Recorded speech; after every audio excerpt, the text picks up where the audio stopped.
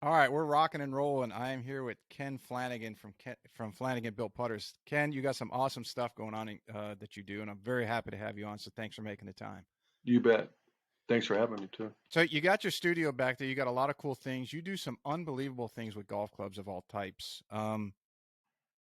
Did you and you're known for your putters. You were in the Golf Digest uh, a couple times and the hot list and so on. Did you start with putters and eventually segue into customization of all clubs, or was it a different avenue? Can you No, just I kind of speak started to that a with little bit? vintage clubs. I was a kind of a collector, and I had a lot of connections. I sometimes I'm just feel so blessed because I did have connections. I didn't realize that then, but I had Arnold Palmer's personal clubs. I had Jack Nicklaus' personal clubs. Ben Hogan's had his personal sand wedge and three of his drivers.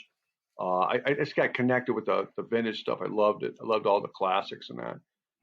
And just tinker. I think I had over 22,000 classic clubs at one time in a warehouse, and I just went through selling it to the Japanese market, German market, and I saw a lot of European people, but Japanese I sold to a lot of the through Japan and that. Hmm. Yeah, those guys are and ladies are just go crazy for that kind of stuff.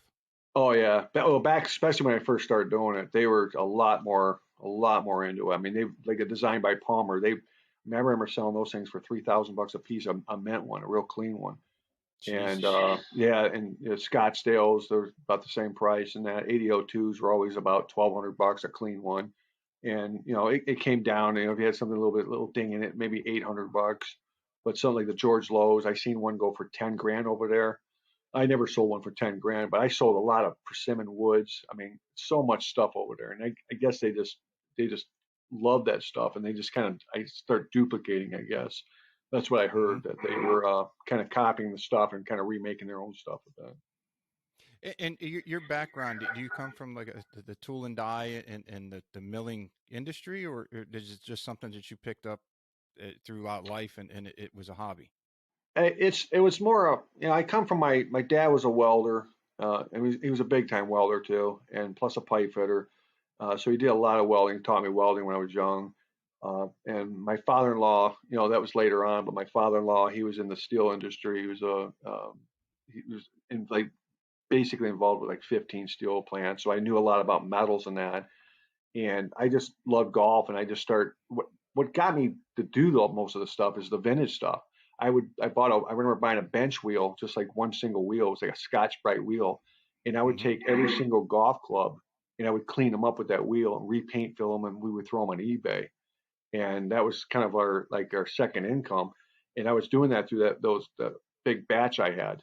Some of the older stuff that I couldn't sell, or I would clean it up, make it look really nice. I wouldn't strip the chrome or anything, but I'd take all the rust off, clean it up, make it look really tricked out with some cool paint fills and stuff like that. And that people ask me, they goes, "How do you know how to grind?"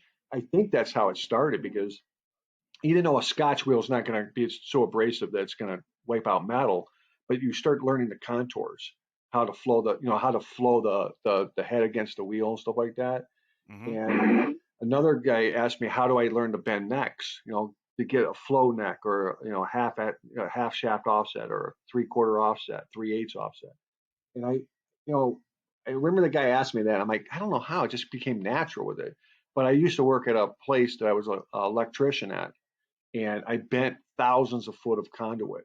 And if you ever look at conduit on the ceiling, it's the offset like on the neck, and that's where I Right. got the technique. But it took me almost 2 years after that question was asked. I'm like, oh, that's what made it easy. So because you're used to it's a different concept, but same principle.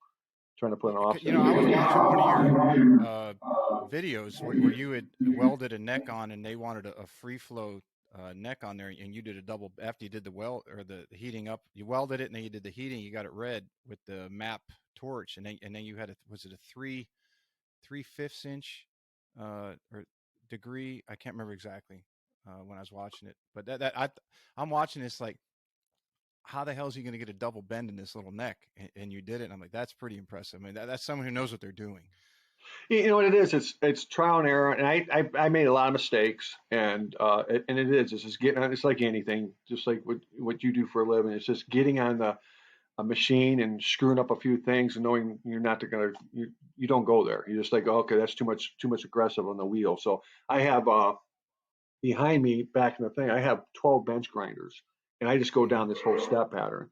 But when I first started doing, I had one bench grinder with two wheels on it, and I would use the hard wheel sometimes, and I messed up so much stuff. And I hear people, using die grinders, and I forgot what they call those uh, ones you put little sanding bits, the Dremel tools, and Hmm. you can get in some big trouble with those things because it's all by hand.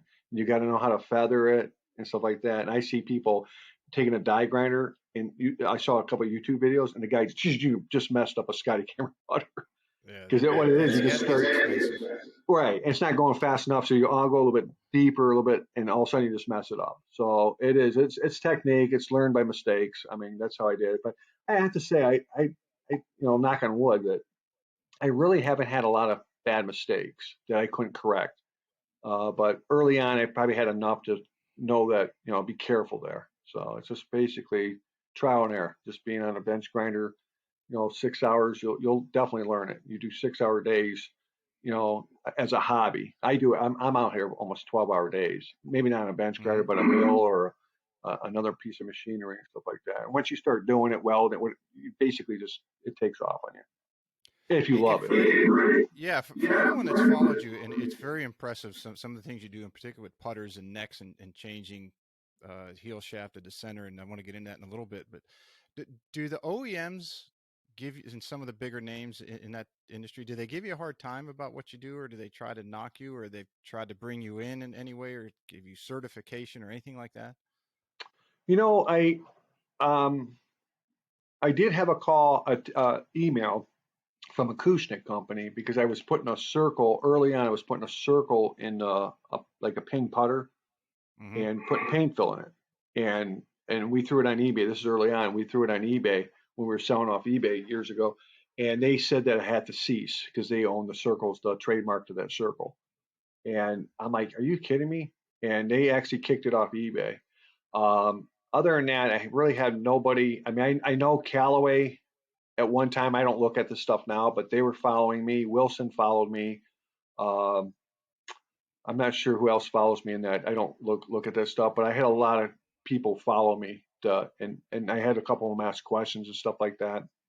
So I never had trouble or anything where, hey, what are you doing in our golf clubs like that? So, but if that's answering your question, is that what you asked? Yeah, but it seems as though the specialization in today's world in what you do has really come to the forefront, and that goes for, I mean, the first thing that comes to mind, because I'm sitting here in my office slash studio, I guess you call it, is like the spirit industry, like bourbon, right? There's so many specialties of bourbon out there now, and it seems like the world has there are niches within industries that have specialties, and you being one of them. Which as I followed you for a while, I found what you do very interesting. In addition to very cool, you got some very cool stuff on your site, and I'm like, yeah, this is a specialty that I wouldn't be surprised if years ago that the OEMs might have called you and said, hey, we don't want you doing this. But nowadays, we're just drawing more attention to what they do. I'm surprised that no one's reached out and tried to bring you in under their umbrella and said, we want you to do it, set up our certain specialty custom department and just keep doing what you're doing, but do it under our logo and our brand. Yeah, I've never got a call. I mean, we're really small. I think we're kind of small, and I mean, I feel that we're small. I mean, but I know there's not many guys doing what I do. I mean, there's a lot of putter guys, a lot of guys refinishing putters. I think they use like Cerakote. They use I think a Duracoat. There's a lot of people doing that now on the Mm-hmm. putters and that. And they pick up a bench grinder and they clean stuff up like that. And there's a lot of guys out there that have a lot less equipment than mine, and I think they do great jobs. I've seen it a lot on social media early on too. But irons, there's not a lot of people doing irons. I don't think. There's a guy out in California. I forgot these guys' names, but they're old timers who've been in it, and they do great work. But I don't think there's a lot of people doing irons. Doing what I do with irons. Welding them up No, sometimes. not at all, because Yeah. I was somewhat of a club junkie for a number of years when I was younger, and I remember looking up. For me, the early days. I'm this going back like 2002 or three, four ish. and looking for somebody who could like put a black coating or black finish on a set of irons because like no, hardly anybody was doing it back then, and I thought it was the coolest thing in the world. And I remember there was a company that was at that time was in Colorado, and I think they had moved there from Texas because they had gotten in some trouble with the EPA on the chemicals that they were using. So they moved to Colorado. I think they changed their name, and then they got found again for dumping some shit where they shouldn't have dumped it, and eventually got shut down. So Yeah. how I would have to imagine that's a challenge for people who do that, such as yourself in the industry, and that you've been around so long and have done such good work. Is there certain things that you have to use or that you do use so that you don't get into trouble? Oh Especially in yeah, yeah, today's green, everything seems to be green, yeah. and we're Our looking shop for is, people to shut down. you know what it is. You just got to stay with some of the OSHA laws, and where we're at, we don't allow anybody in our shop, and just because of that, and just because our shop is kind of the shop is kind of dangerous. I mean, it's somebody's walking around here like this and just checking out the shop. I mean, I got open bench grinders. I got some grinders here that basically are totally open, and Hmm. I got one back there that's got a huge wheel on it, and it's got a back wheel. And if you had like loose shirts on, it's dangerous. It's supposed to have a shroud on it. I take the shroud off. I got an induction system that sucks off the poisonous dust and everything, but I just make sure that you just got to be careful on it because what's nice about having an open, like I have a Burger King as well, but you got a Burger King, you got all these shrouds around it, so you got that little bit of wheel that you get to work with. And I Hmm. have another one that's kind of, I don't want to say it's homemade, but I did some attachments that are homemade. It's wide open, so I can use any part of that wheel, and that keeps it, that that would probably, inside of an industry, they probably couldn't have that. So that's why we don't allow anybody in the shop, just because of the safety standpoint of it. Yeah, I used to have people come out to the shop, and it's way before I got all this equipment and stuff like that. And I used to do putter fittings right here in this part of the little studio here with the Sam's Putt Lab. But then they started Hmm. hiring me for like the country clubs and that. So, but as far as chemicals, the only chemical we use, I service everything out. We do everything in house except for chrome plating and the black and 11, and then we do. We're going to be doing some PVD. I don't do the actual finish that goes on the club. I let those guys do it just because of EPA, and plus I don't even want to get involved in that. That's pretty caustic stuff, and I don't want to come out. Hopefully, I don't want to get cancer from that stuff because that stuff is really cold stuff. And I would have to imagine, and it is, especially when you're dealing with metal stuff and you're things that adhere and coat to metal. yeah, And as good as you are, and as you mentioned earlier, that your dad was in that industry, your father was in that industry, and my family originally is from the Pittsburgh and Chicago, and then I grew up in Detroit area, so I'm familiar with that. I don't know it very well, but I know it yeah, can be very toxic. yeah, You know, yeah. when if somebody is so you do a fair number of work on Cameron putters that is very cool, as we touched on earlier. And for example, changing from a like a ping answer style or whatever putter it is to a heel shafted, or they're close to it, to more of a center shafted. I would have to imagine some of the Cameron crazies, that I'll refer to them at, not the Duke, but the putter Cameron people, just sit Yeah. there and their jaws have got to hit the floor when they see you, when they chop off of Oh yeah, yeah. a hosel and then put a new one on. Oh, I get a lot of How grief. I do. Yeah, I I can do. I get a imagine. lot of grief. How did that come to you as something that you had rolling around in your head on just kind of an artistic creation, or was that someone that came to you and said, "Hey, I have this putter and I want you to modify it," because it would. I mean, if someone's paying for a Cameron at retail, they three, four, $500, depending where they get it. Why would they come to you and then pay to chop it and make it center shafted when they could just keep that putter and go buy a center shafted Cameron? That that I that think they was. want to just to feel it's personally made for them. Kind of Mhm. like a tour experience. I think most people, and that's why I get grief. People say, "Well, why would you do that if you buy a Cameron?" And I'm like, first of all, the customer wants it. That's my main reason. But a lot of people just don't want all the. I mean, I think the golf industry's gone bonkers with all the graffiti and all the garbage they put on these putters and irons. It's just so much noise. And I've Mhm. always been about clean. That's why I like Mizuno. Mizuno was always a really clean, and Titleist does too. Like their blades are really clean. But like on their putters and stuff like that, it's just too much noise sometimes. And a lot of people, I do a lot of like Justin Thomas necks, JT, whatever Justin Thomas is putting with. you can be assured that if he's putting well, that you're going to be doing 25 necks that month. Whether it's the JT Flow neck or I mean, I got one right here. This is the newest thing here. It's unfinished and everything, but this is a they call it a knuckle neck, and Mm-hmm. we made these up and stuff like that. And this is what the big craze is now. I guess Justin's putting with this now. I think he's still putting with it. And this is now the height of this is a little bit taller than Justin's, but this guy wanted face balance, so that's why we had to go a little bit taller than that to get that axis to meet the center. So, and that's the big thing right now. I'm doing probably 25, 30 of these a month, and we're Wow. pumping these out. So this guy here, like this particular guy, his sole plate's gonna be pretty much stock, but he wanted to take the name off there, Scotty Cameron, and put a cherry bomb. And he wanted to TIG weld. I like TIG welding instead of just plunging the neck in here. I like TIG Mm-hmm. welding this way you can bend it. You can still, do a loft and lie adjustment. If you just throw a shaft in there, you're kind of isolated where you set it in. So if you set it at 4 degrees, 71 lie, that's where it's at. You can't really tweak that too much. So if you put a little spud there, comes up to there, you can kind of bend this shaft to get a little bit more loft and lie on it if you want to So change it. the loft lie adjustments coming out of the stem of the neck and uh, Yeah, when I on when what I you're doing. when I weld those in, I'm sorry, I'm not even on camera here. When I weld these in, this weld right here, I don't know if you can see it up close here. That when I weld those in, I weld them to make this the degree that the customer wants. So if he wants Mm-hmm. three, and most customers, a lot of customers don't even know. So I'll just weld it to factory. So if the guy wants 3 degrees, I make sure that that thing's at 3 degrees at a weld, and I make sure that's at 71 lie, whatever lie he wants.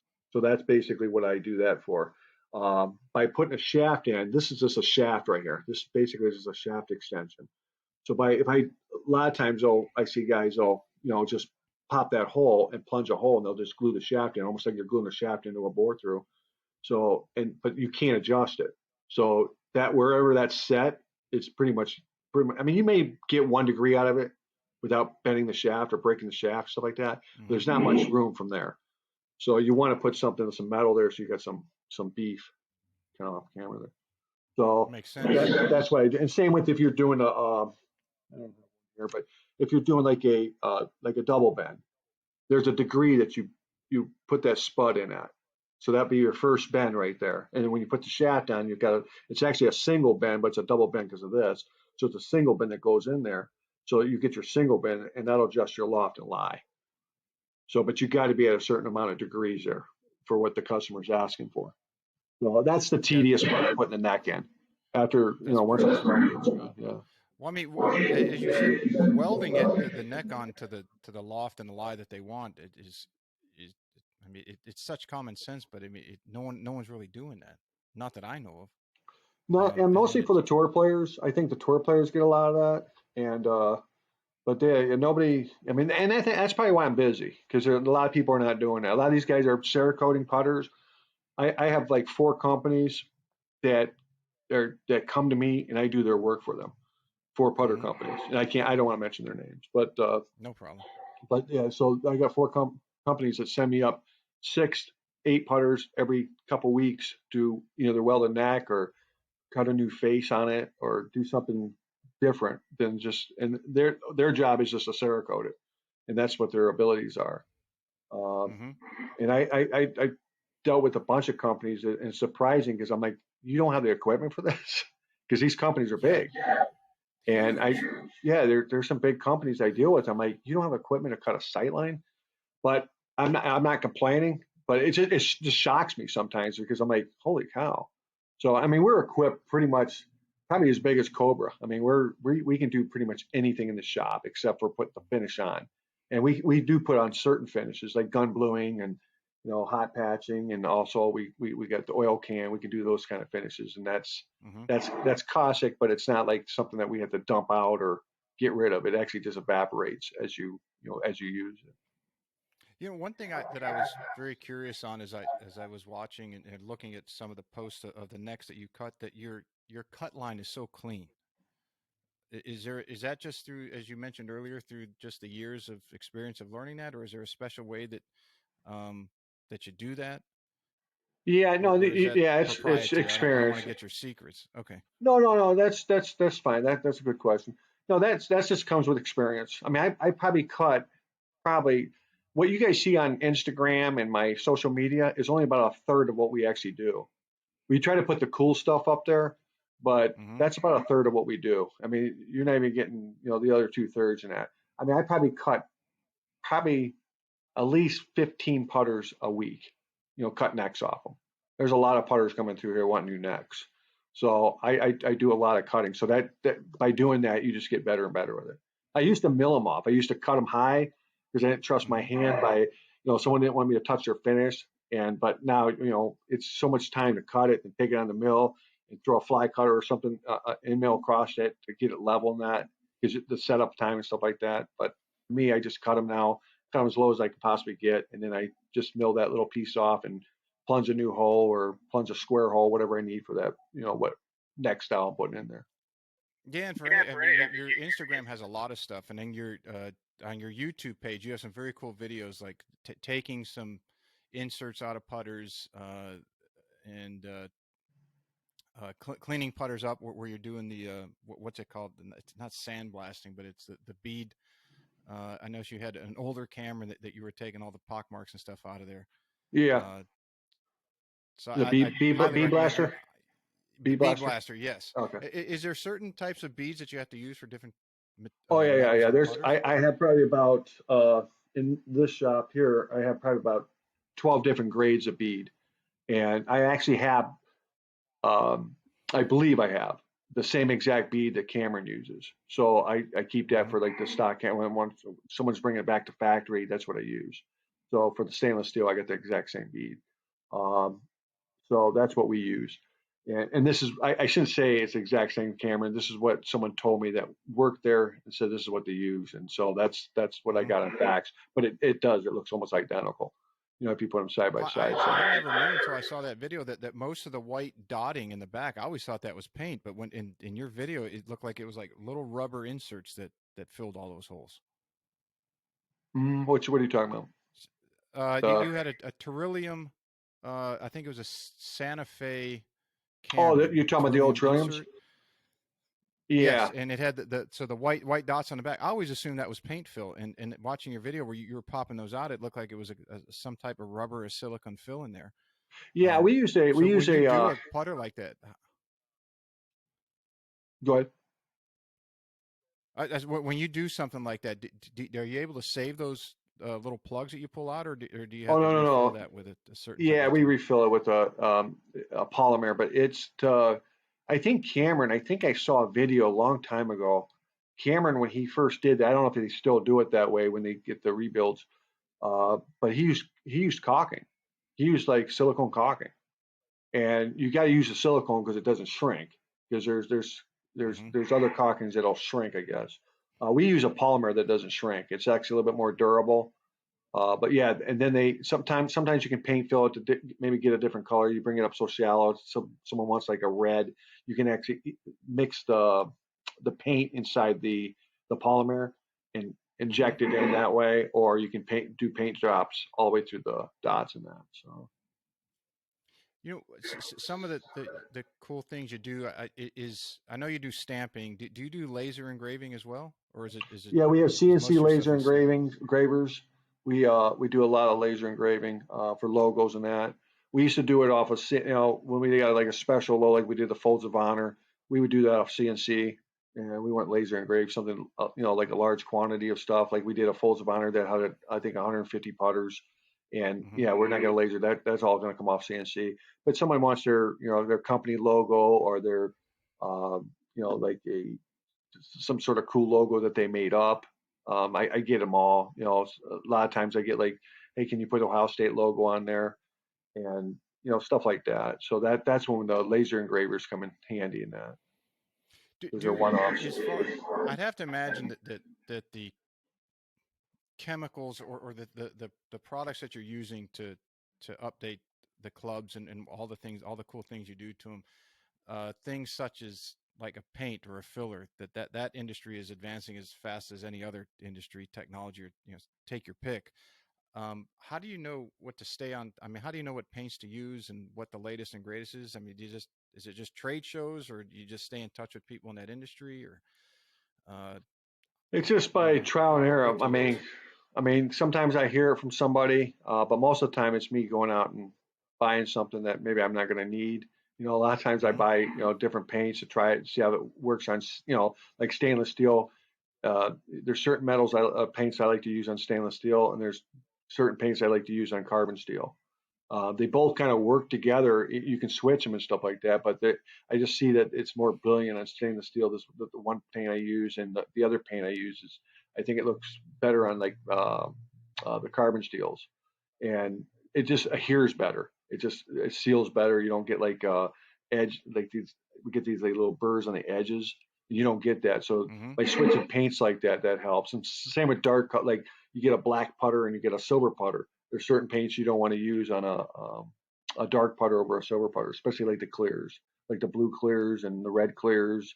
Kind of what Cameron uses and that Bettinardi. I think everybody uses them now, the clears and that. But you can't use clear on black putters or dark putters because it won't. It'll look like a really, really, really dark red. It won't be clear. So, Oh, and I get a lot of people that I want this black, but I want red clears on it. And I'm like, we can't do red clears. It won't come out nice as you think it's going to come out.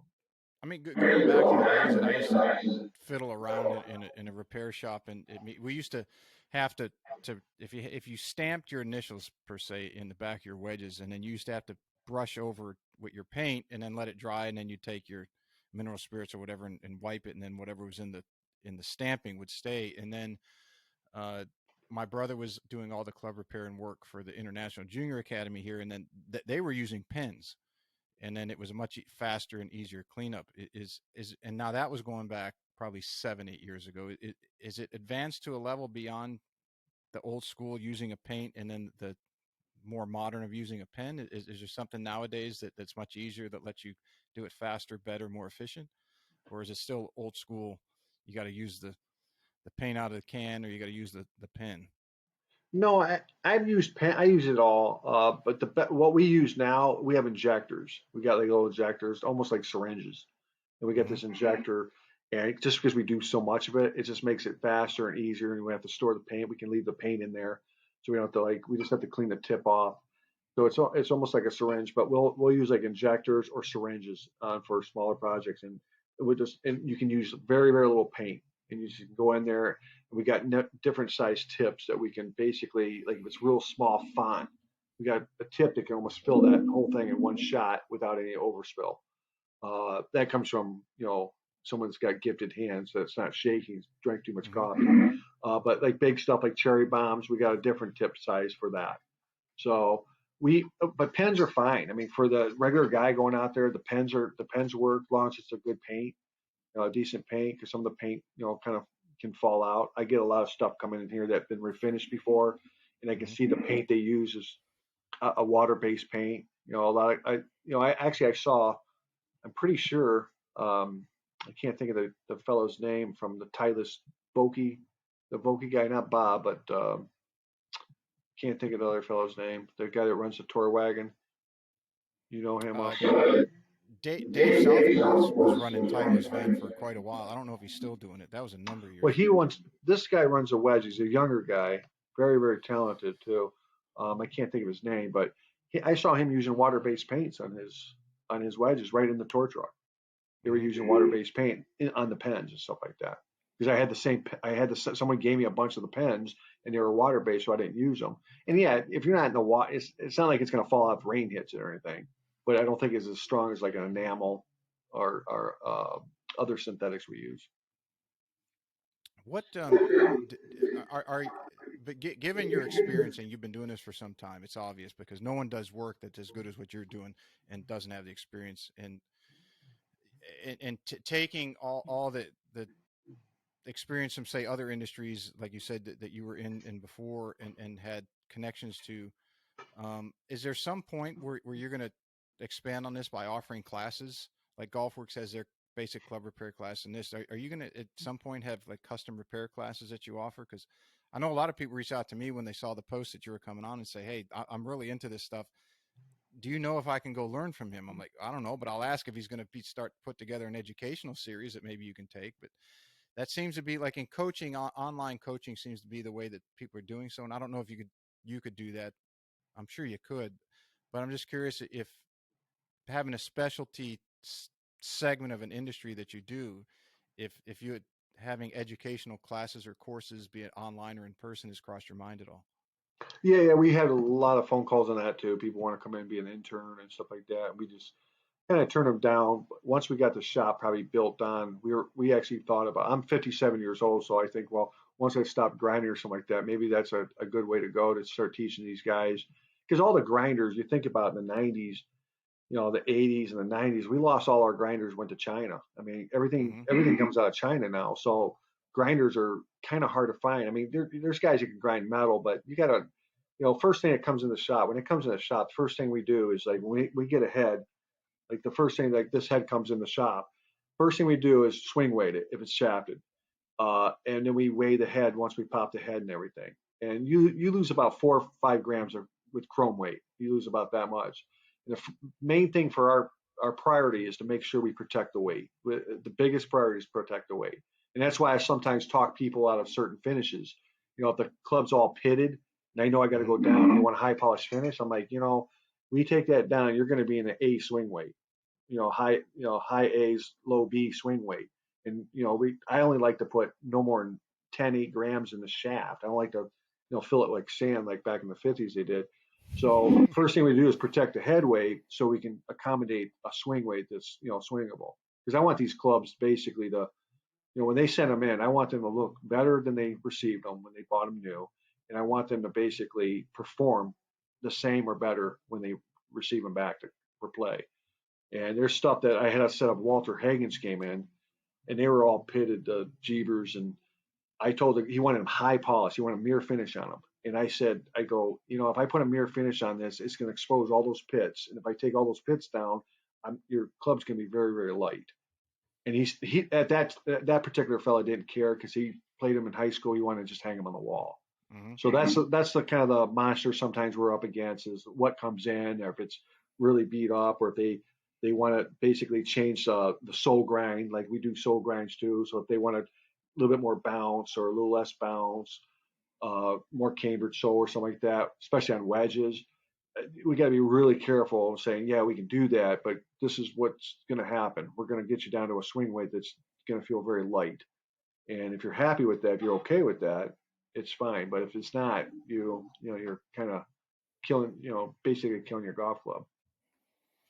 Yeah, one way, and this is, but you'd have to have someone who really knew what they were doing because if you're taking weight off of the head, you got to have the shaft match the head weight. So let's just let's say for example, if you got a S300 shaft, so True Temper has always traditionally sorted their shafts by weight, right? And then they put the S300 or the Right, right. R400 or the X1, and if they could be, and then who was it? Precision usually did it by frequency, but then you had the disparity of each company. If you're doing it by weight, then the frequency of a grouping of S300s could be off. If you're doing it by frequency, well, then the weights can be off. But if somebody took the time to go through the shafts to make sure that the frequency was set at a certain CPM, and then the weight was set as all weights are the same and all frequencies, you started siphoning off and detailing your shafts. You could take, if you lost 5 or 8 grams on a head, you could take a same weight shaft with a uh, softer frequency and it would still blend in with the rest of the set. But that is some painstaking work. The people I It knew who is. did that, I mean, they were very specialized. Yeah, it is. You have to, I mean, 90% of us, we can't profile shafts like that. The Tour profile Mm-hmm. shafts to fit that and the big OEMs profile shaft. But yeah, most people, they're sending their clubs in and it's what they got, or they order shafts and stuff like that. Shafts are so darn expensive, and you don't get that option. And so that's why I'm really careful of making sure that we don't mess with a lot of weight. And if they call us up and or put on their work order saying that, hey, I want this sole ground, I get like a 1960 sand wedge, and it's a flat grind, very very little bounce, and they Mm-hmm. said, hey, I want a cambered sole. Now on the 1960, those things are like E swing weights. We have a lot of room to work, so they had like real heavy swing weights, and they had the Mm-hmm. propel shafts where the old propel shafts and the old True Temper shafts were also heavier too to balance it out. But now we're putting a little bit lighter shafts, so we're lucky there. But on the newer stuff, they're so tight with their tolerances, you got very little room to work with. But you'd be surprised how much bag chatter I can remove without messing with the swing weight. Hmm. Well, I actually mess with the swing weight, but we can accommodate it with, 5, 8, or 6, 8 gram, 10 gram swing weights, tip weights, and that. So we can bring it right back. And sometimes you get caught. You can, okay, you want to play instead of playing with a mid-size cord grip, let's go with maybe a wind grip. Lighten it up back there. So there's Hmm. ways of cheating it.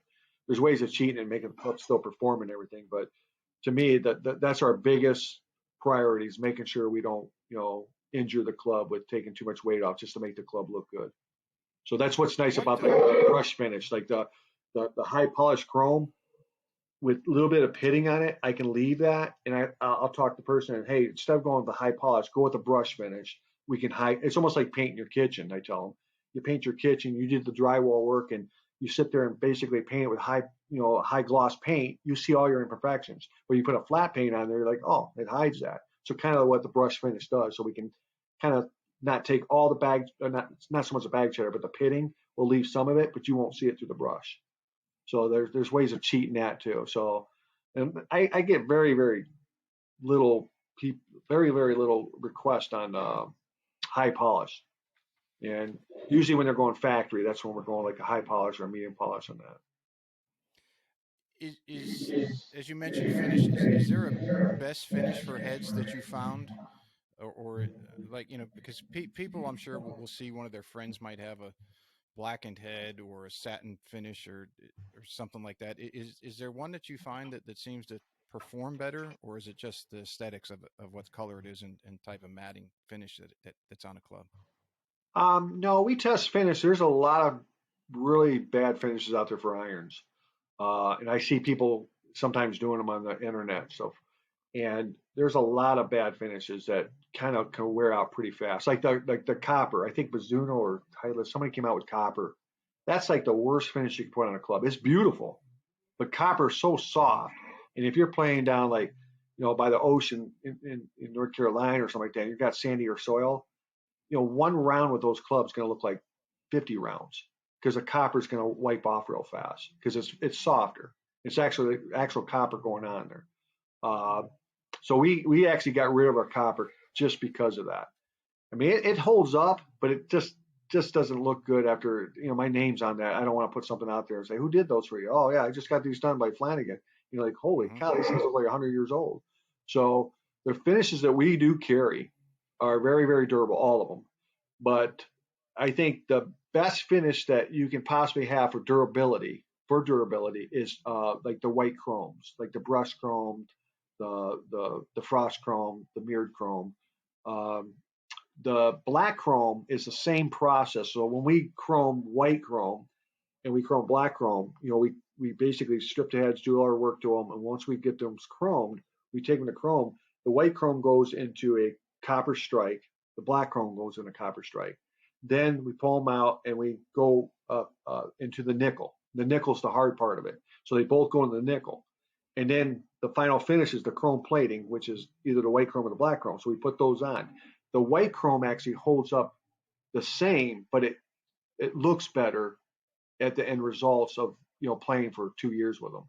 Because once the black starts breaking through, you'll start seeing the Hmm. nickel, and the nickel is almost the same color as the white chrome. So when the white chrome starts bleeding through, that's exactly what happens. Now you see the nickel, but the nickel matches kind of the white chrome. So they both wear the same, but the black chrome's going to expose the wear faster. That's very interesting because I remember a number of years ago. This is going probably about 15 years ago. I had a set of Mizuno MP. What were the ones that Tiger had? They were the 2 millimeter Or offset 29s, 14s, or 14 MP14s, and they were worn down pretty good. So at the time back then, I sent them back to Golfworks, and I said, "Hey, I need the grooves on the low irons redone, and I need them refinished." And they said, and I think Golfer, no, it was right before that they really increased the prices. Like this, it almost doubled. And I said, don't really want them chromed. I want something kind of, I said, give me the black finish, and that finish has held up pretty well over the years. was it Um, the black the chrome? the Was it a chrome? Was it a chrome? um, Or was it? or a It's PVB? not the black. It's not as much as a chrome or shiny like you have on the Titus wedges that you put up about a week or two ago. Okay, It's more of a like flatter. well, it's been years, but it's more of a brown. It was darker, almost black when I first got them, and as I play with them, and I live on the coast. I'm in off Hilton Head, South Carolina. Um, they're now more of a brown, almost look kind of a rust. And of course, in this close to, I won't say the sweet spot. I'll say close to the sweet spot. It's not the black or brown anymore. It's gone through, as you mentioned. Yeah. Um, but I mean, back then that was kind of the coolest thing around. That everyone was like, "Wow, where'd you get those?" And I said, "Yeah, you get specialty made." But when I saw the Vokey wedges you did in black, I'm like, "Wow, now that's really cool. That's really black uh, Chrome's work that he did there. That caught my eye really quick." Well, our black that you've So probably seen, black N11 is probably what you see the most. We don't do a lot of mhm. black chrome.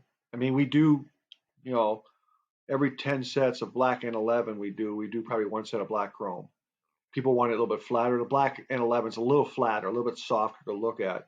Um, and that's a whole different process. That's not a chrome plating. That's actually, it goes on with a 700-degree temperature, and it impregnates itself almost like I don't want to say a wood stain, but almost like a wood stain absorbs it. That's what that does. It, Mhm. it goes under extreme amounts of heat, an extreme amount of So it pressure. bakes it into the metal. It I don't know if it bakes it in. I don't think it bakes it in. I think it actually opens up the pores because the metal is more porous, and it pulls that material in. And that black N11's got the best feel because it's almost like playing a raw club, but it won't rust because the black 11's on there.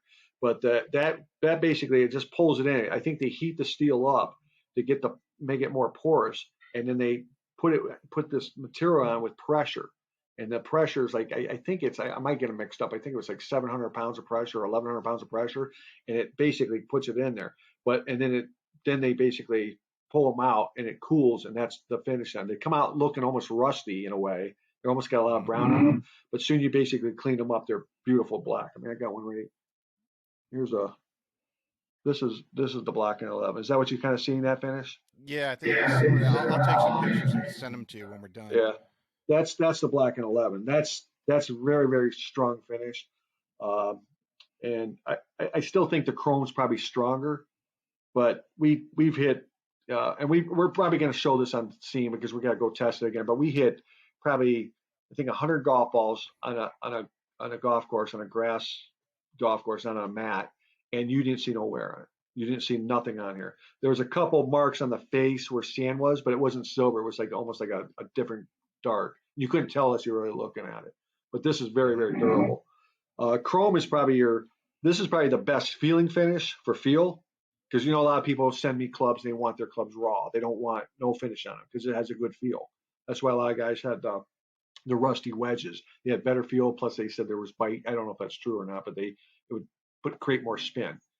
Yeah, the My Golf Uh, Supplies. I think guys did a huge study on that recently and said the I've thought heard of about rust increasing spin was not true. At least not it. from what they could find.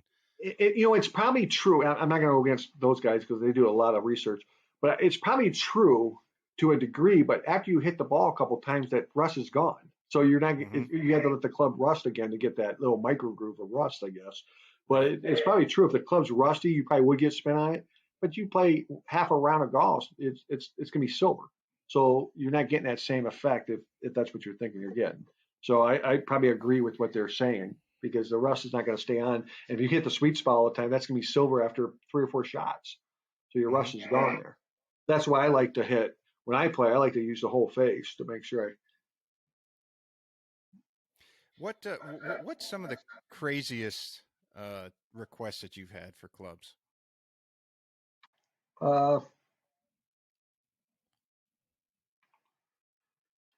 I got some weird ones, but they're not that crazy. I mean, I had Well, we'll lump weird into crazy. We'll say weird slash crazy. Just some of the odd, craziest, weird, one of the weird whatever. ones I get quite a bit is like they'll like this putter here. You can see the this is one of my putters. It says, "Hey, can you make my Hmm. Cameron that looks like this? Can you make it a left-hand putter?" And I go, "Well, no, because when I put that over there, you're going to have this." Yeah, well, can you build that back up there? Make the toe in there, cut that. I'm like, To me, it's just go buy another putter. Why would you spend that much money with me to do that? Because that's a lot. I got to mill out piece and TIG weld all that stuff. And one putter, Hmm. one guy, he sent it in. I actually had 3 or 4 putters like this come through here, but he they took the one putter that came in was a Scottsdale Anser. And are you familiar with the Scottsdale Anser ping Oh putter? yeah. Yeah. Hmm. So they took I have pictures of it, but and I know the guy that did this probably didn't think, and he probably did this in the Scottsdale Anser from 1966. He probably did this in like Wow. 1969. So it wasn't probably a very valuable club then. So he cut the neck off and made it a left-hand putter. But I know he probably cut the neck off and go, I'm going to make a left-hand putter. But now the offset was on this side, and he had the offset on this side because he used the same neck. And that was the funniest thing I ever seen. And a guy sent it to me, and I actually revamped it. We had to get another neck and everything. Revamped it. I built this up, and I actually put the another. We took it off another Ping Anser and welded a neck on there with some brazed. And that's exactly what that was probably the weirdest one I've ever seen come through here because I could see the guy cutting the neck off, not really paying attention, going, wait a minute, that neck's not gonna that's not gonna work for a left hand putter, right hand putter. No So kidding. What I mean, you have a very good combination of art and science, so to speak. So the science side, meaning that the metallurgy, uh, as we talked about earlier, the different types of metal, and then the bending and things like that. What is there anything that you remember that sticks out as some of the work that you're most proud of? um, well, that Ping Anser was one of them. That Ping Anser because that was Hmm. a that guy was willing to pay for it, and that was such a tough job. But I love that kind of work. I love the retrofitting. I love doing kind of weird things, as long as it performs what the players or the customer wants. But I'll direct them too. I'll say you can't do that, or you can do that, or let's try that if you're willing to take a chance. I'd say, yeah, I say that one was probably but even with like sole grinds, I have a guy he wanted me to cut down the soles and make the top heavier. He had this concept thinking that he can get more spin on the ball on a set of irons. I had stuff like that. I refused to do it. I just said, it's going to cost you $1,000, $180 a club to do that to. And he was actually willing to pay for it. And then he was just, can you just do one for me? And I was just so busy. I says, I'd rather just walk away from that kind of order just because I got to think about that too much to, I don't want to just go in there and just do what you say. I want to make sure it performs what you're asking for. And to me, I just Hmm. couldn't gather it in my head to say that's going to perform well. And it probably would have been a disaster. It would look the way he wanted, but to me, I just didn't want to do it because of I just saw no reason that was going to help him. Yeah, it seems like such a strange request. You got to wonder. It's like no matter how good a job I do, is this person ever going to be happy? If they're asking Right. for something so off the wall. Right, right. And usually I sit down, have a phone conference with somebody like that and say, this is the reason I don't think it'd be a good idea. And sometimes they prove Hmm. me wrong. Sometimes they come back and said, they would come back and tell me that, well, I got this science, and the guy's a physics engineer or something like that. And he comes back and tells me, and I'm like, okay, we'll try it. And sometimes they prove me wrong where I think, oh, I didn't think that would work. But most parts, I've done enough. I've done thousands of clubs, so you kind of know center of gravities, perimeter weight, what not to mess with to make that club perform. And I'm trying to think of some weird things. I wish you would have told me that before we had the interview because I know there was a bunch of them. I just blocked them, I guess. I No, can't that's all think of right. what they are. Yeah, so Well, I mean, those that you mentioned are pretty interesting. But I do want to talk about because you make some beautiful putters. I don't want to tab you on and not talk about those at least for a little bit. And as we you were in Golf Digest for those, and it's not like they're not even as a small independent as you are, that they're not going to pull your stuff in for their magazine unless it at least has some merit. Can you just talk a little bit about how you developed those and the idea behind them and some of the great work that you put into it on the benefit that it has over, let's say, just a mass produced putter? yeah, the probably the biggest thing we like 2013 when we hit, I think it's 13. Yeah, it was 2013 we hit the first time. We only entered it twice. And in Mm-hmm. 2013, I sent, you have to get yourself nominated. You nominate yourself like in July, and by September you have to have at least a prototype in their hands. And at the time, the first one I had everything done, and they were still in prototype. They were prototypes, but they were like the fourth run, so I knew it was going to be the one we're going to run. So I sent that to him, and he called me and says, "Ken, I just, I would talk to him, and he'd tell me that, I don't think you're going to get in just because of your name's too little." And I Is that said, the "Well, editor? the editor." And Mm-hmm. he said, I think your name's just too small to get in. You're going to lose points there because they get like a points performance. I think there's 4 categories. And I said, well, I can prove my putters a lot better than certain putters on the market. And he says, well, what kind of proof you have? Well, I sent him all the proof, all the scientific proof that I tested. And that's how I made my putters. I go around these better putter companies that were out, and I would say, how can I make that better? How can I make that? And that's what people say, like this one here. This is basically kind of looks like the Cameron.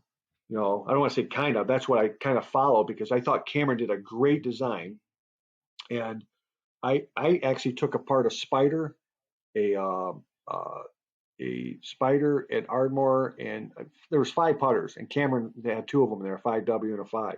And when I took them apart, I actually cut one in half to find out where the weighting is.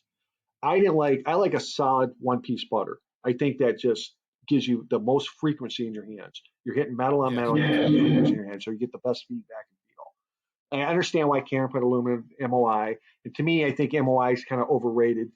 It's kind of, especially not for irons, but for putters. I think, you're putting from here to there. I think it's kind of overrated. And so I made a solid putter, and I did some stuff with the face, the thickness of the face here. I did a lot of testing with that for feel and that.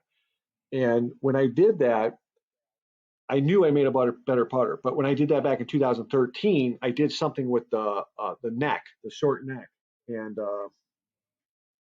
I'm sorry, not the neck, the sole. I had a different sole grind. This is not the same putter. I don't have one in here. It's in my archives.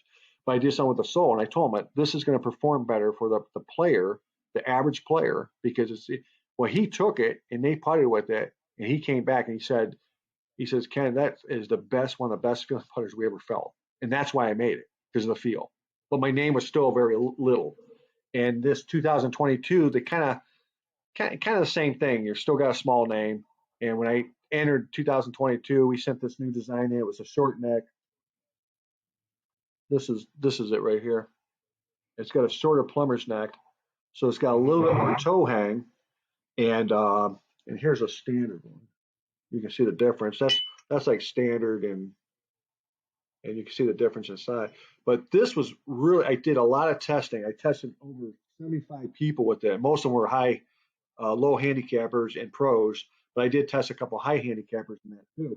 But what I saw that the most 73% of the players out there were trailing eye dominant, right eye dominant if they're right hand player. And I would test them, and I noticed that they would set up.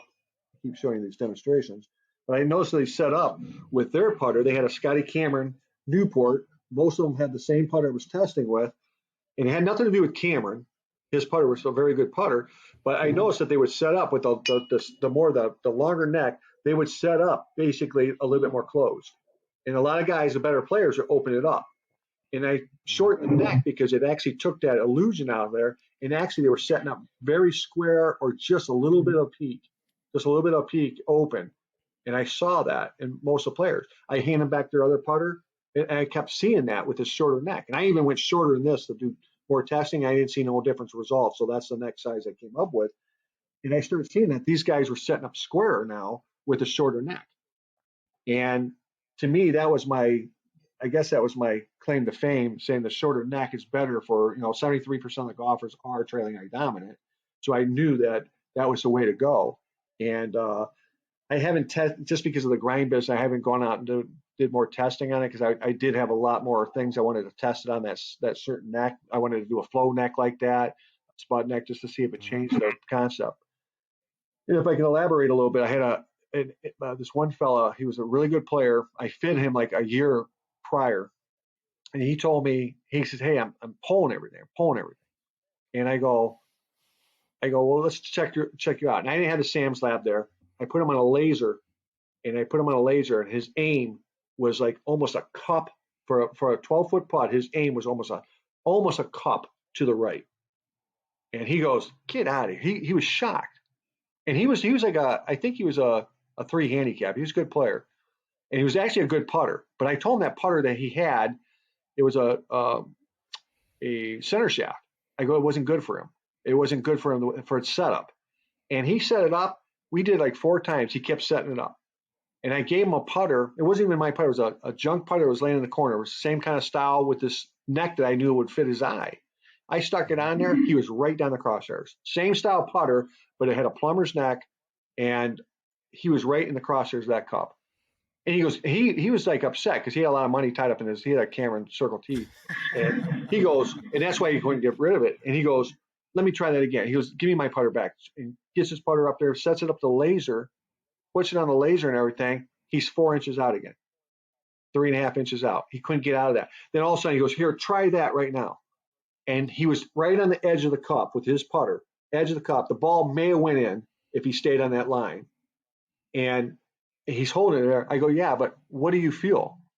He goes, well, that's where I'm at. I go, but don't you feel like you're going to pull that to high heaven?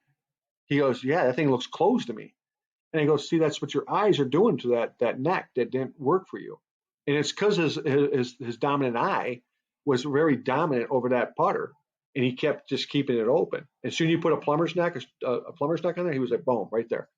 So he ended up going with a plumber's neck. But it's hard when you invest in a putter and you putt pretty good with it. Yeah, you may not have a lot of one putts, but you don't do a lot of 3 putting. You're kind of scared to make that change with a $3,000 putter in your bag.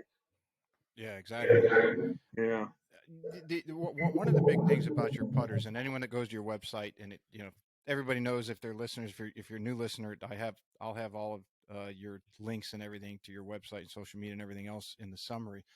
But it's very cool where you show the center of gravity on your putters. It's always on the sweet spot and the center of gravity are in the same place. Can you just touch on how you came about that, or more importantly, the importance of having that, and why that's such a benefit to somebody?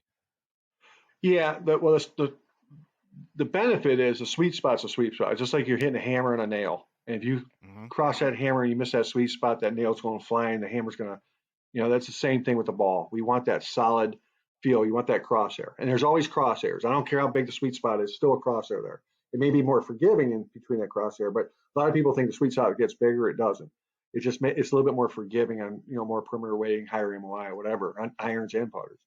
But how I found that is I built a putter for Arnold Palmer, and I think I don't have that here, but I built 2 of them. I kept one, but I built a putter for Arnold Palmer, and I was a Titleist TPI fitness instructor, and I had to go down to get my EDUs for up in Pittsburgh, and I said I'm going to stop by Latrobe to see if I can see him, and I had his personal irons in my car, and I had his personal putter and a driver of his, and they were 1958 Wilson Dynapowers, and I got a club here to kind of show you.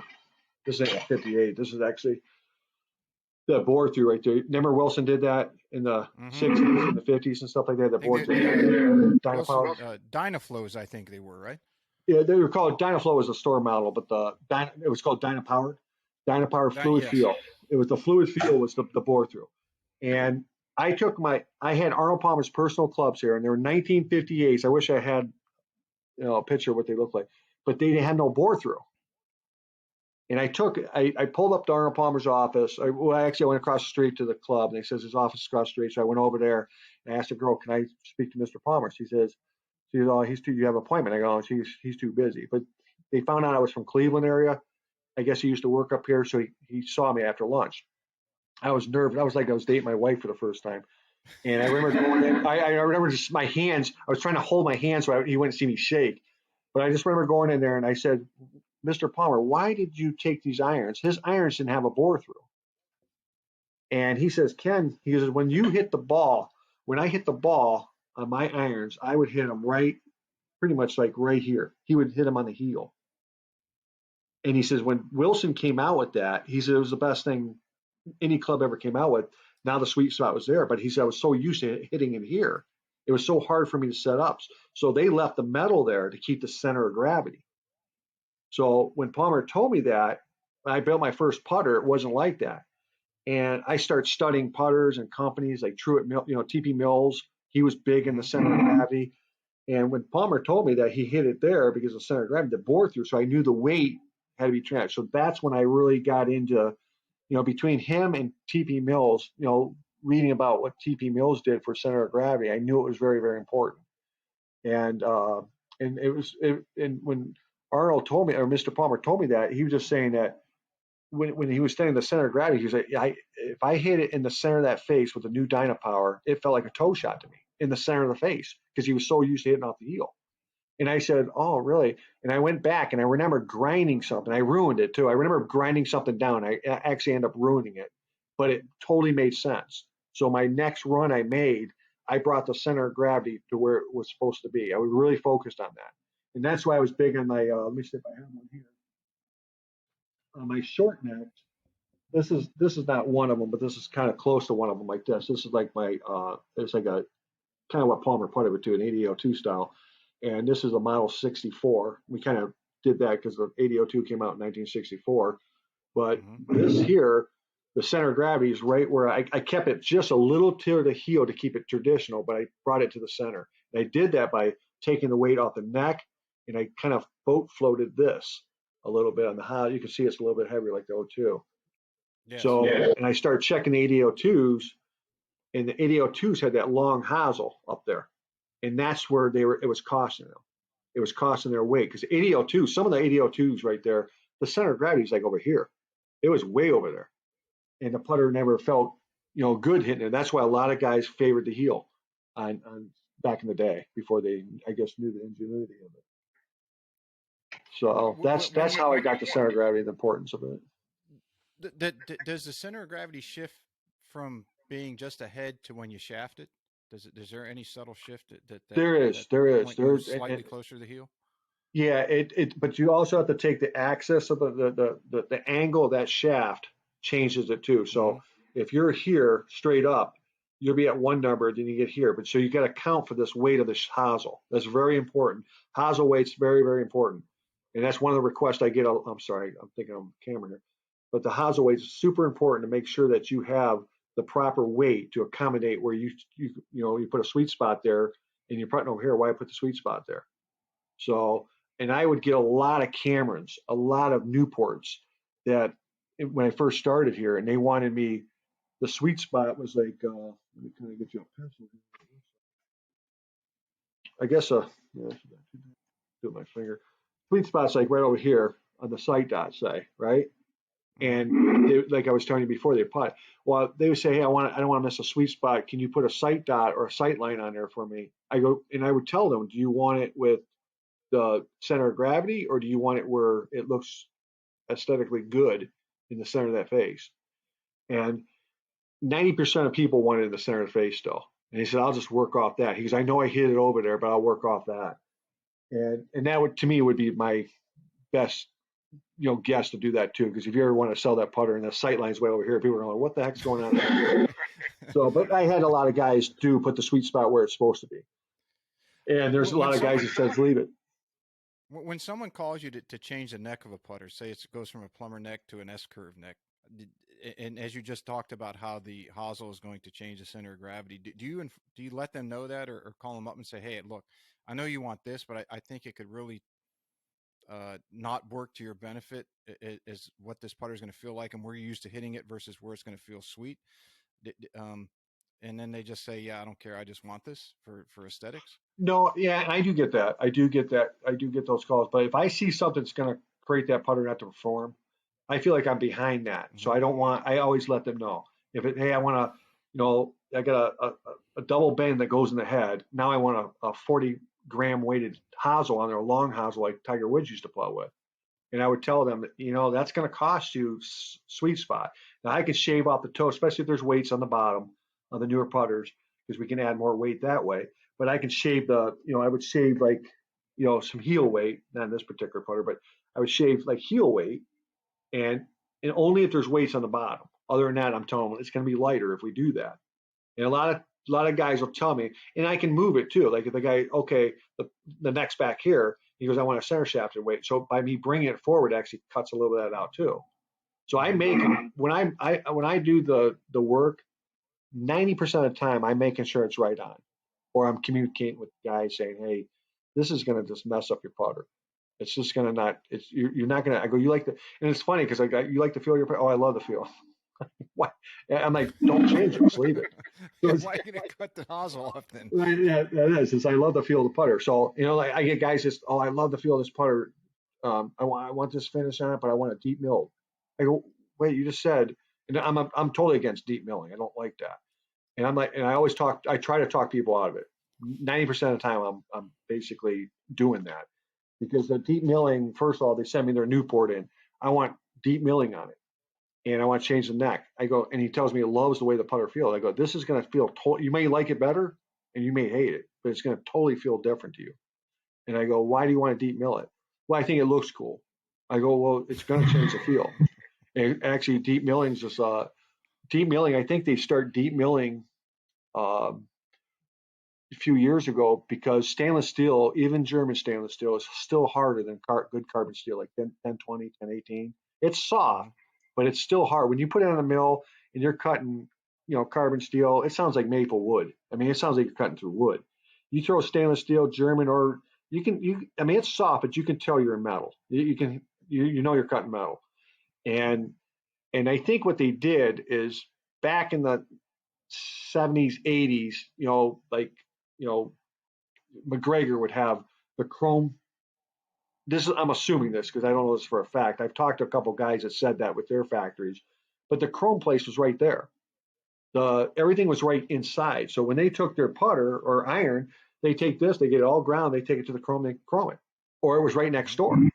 Well, the EPA came in. Nope, you can't have chrome in the same building. So that now the cost, now we got to transfer stuff or ship stuff out. So the cost went up. So I think that's why stainless steel became bigger, plus the finishes.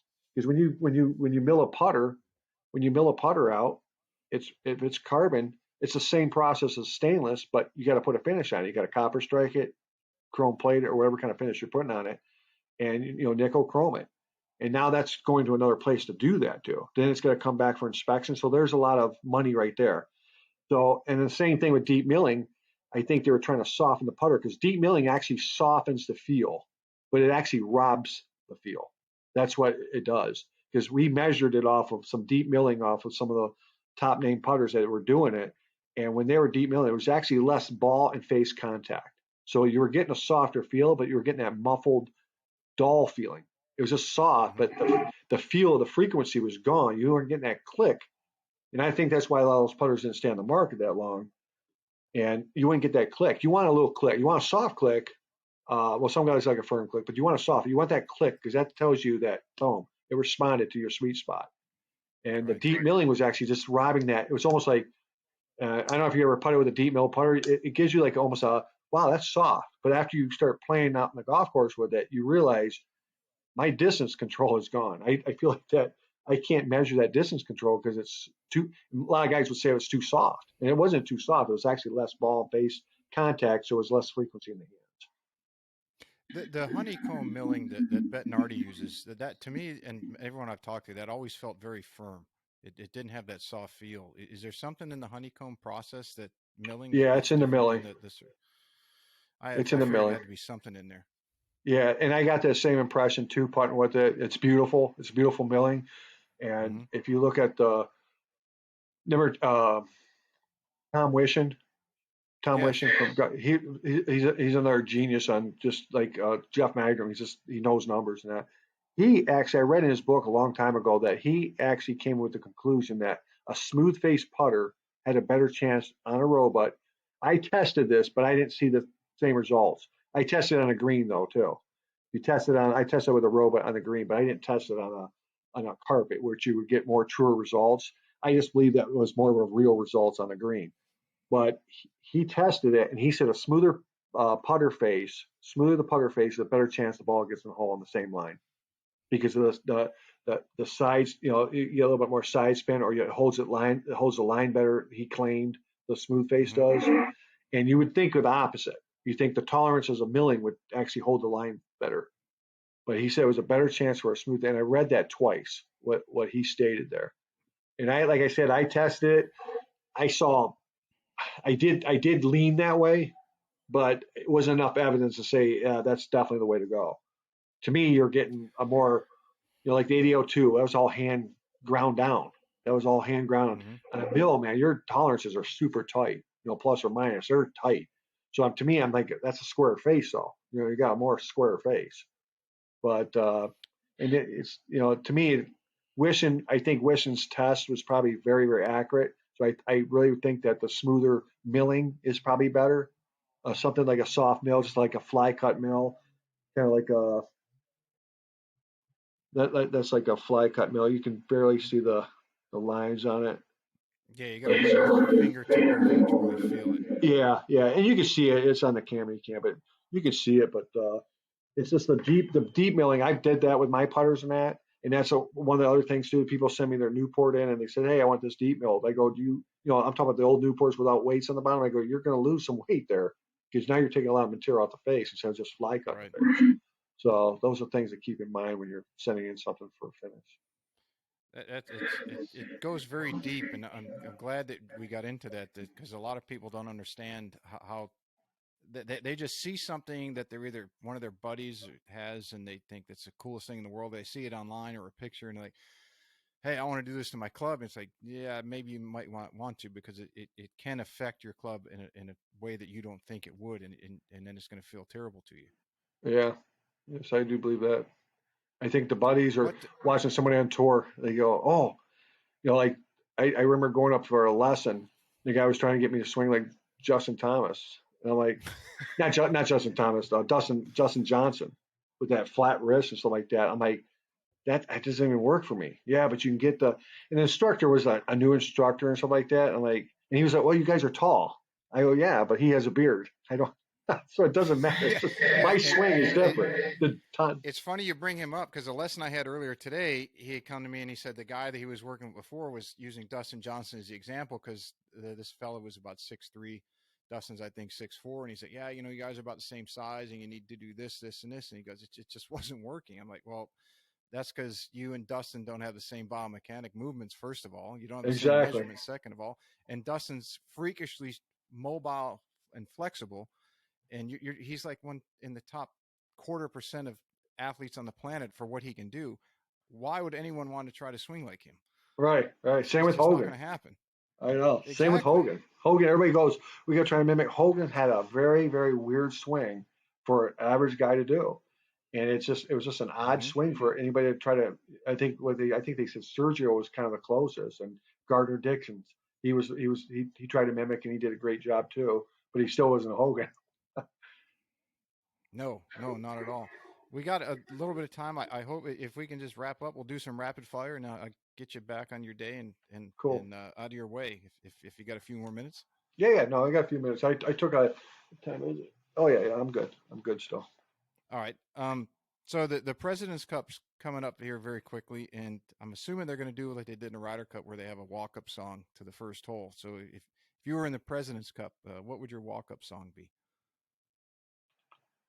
Um,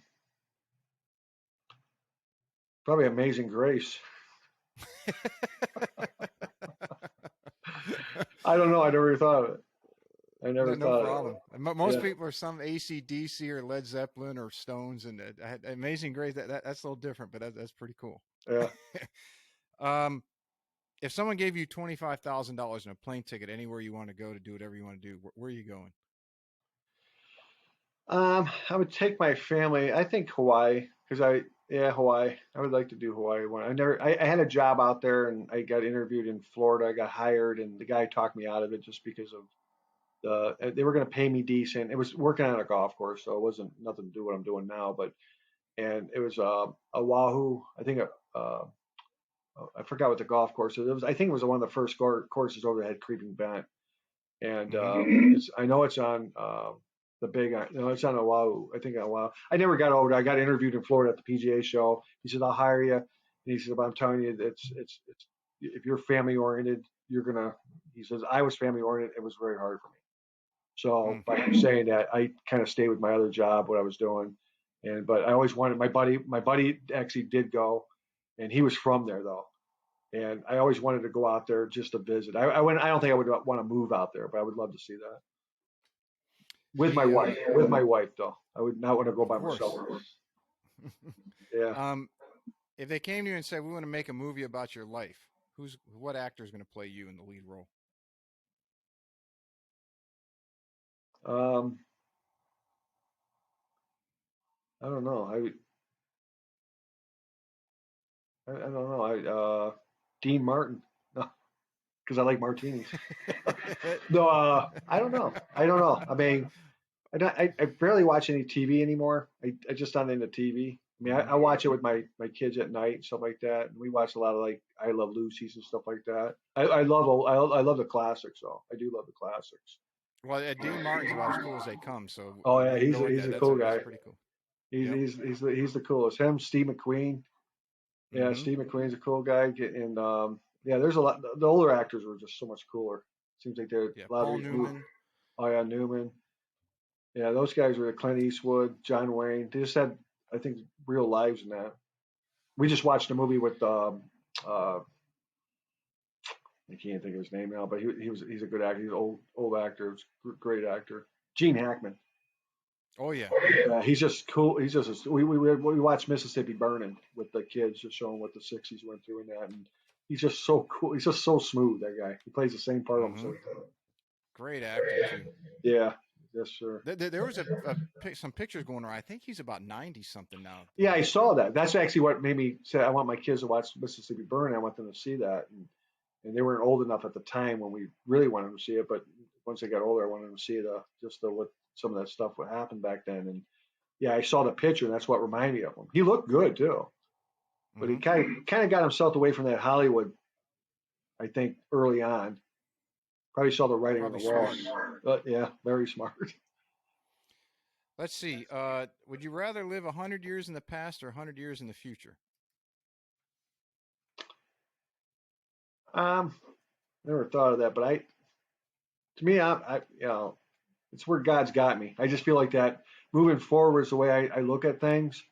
I don't look at stuff in the past. I mean, I have great memories in the past, but it's always about moving forward. Now that my kids are teenagers, I mean, I have two daughters. One's 24, one's 19. I got a 17-year-old son, and we have a 6-year-old son.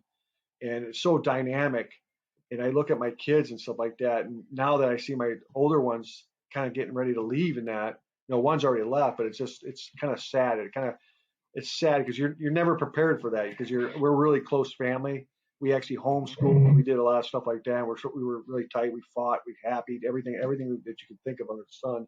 And now I see them kind of getting on their own. It kind of bothers me a little bit. So they got to calm me down. So, no, this is normal, Dad. This is normal. So I could imagine. yeah. You have any kids or? Let's see. A couple more.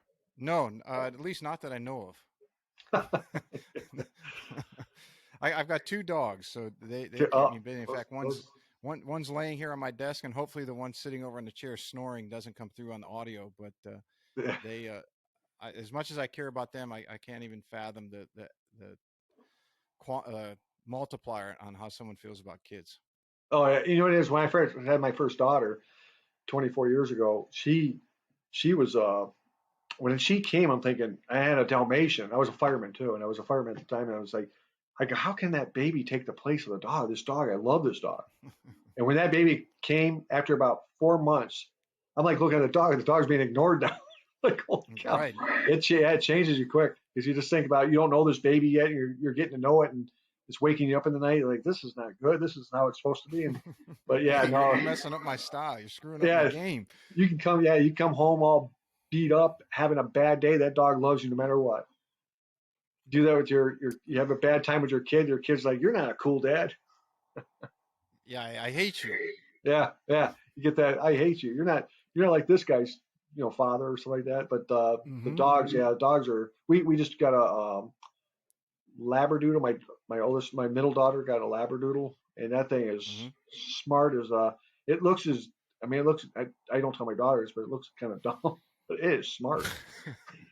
It's just got like a dumb look to it. Like it's like looks like a Bearstein bear or something like that. It doesn't even look like a real Well, I mean, dog. there's that old saying is if you're in doubt as to who you should care about more is if you locked your spouse and your dog in your trunk for an hour, open it up and see which one's happy to see you and which one's pissed off at you, and that's the one you should keep. You know darn well which one it'll be too.